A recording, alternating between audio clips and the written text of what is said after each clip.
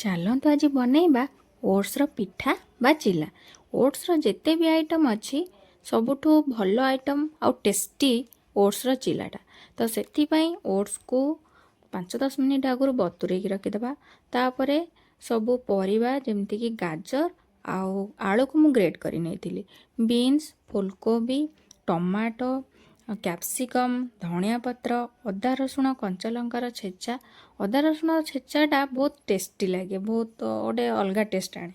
ତାପରେ ପିଆଜ ଏସବୁକୁ ପକେଇକି ସେଥିରେ ସ୍ୱାଦ ଅନୁସାରେ ଲୁଣ ଆଉ ଲଙ୍କାଗୁଣ୍ଡ ଟିକେ ପକେଇକି ବଢ଼ିଆସେ ମିଶାଇ ଦେଲା ପରେ ତାୱାରେ ସୋରିଷ ତେଲ ଦେଇକି ଛୋଟ ଛୋଟ ପିଠା ଭଳିଆ କରିକି ତାକୁ ଏପଟ ସେପଟ କରିକି ପୁରା ନାଲି ହେବା ଯାକେ ସେକି ଦେଇକି ସେଟା ତାପରେ ଟମାଟୋ ସସ୍ କିମ୍ବା ଚିଲି ସସ୍ ଯେକୌଣସି ସସ୍ରେ ଖାଇଲେ ବହୁତ ଟେଷ୍ଟି ଲାଗିବ।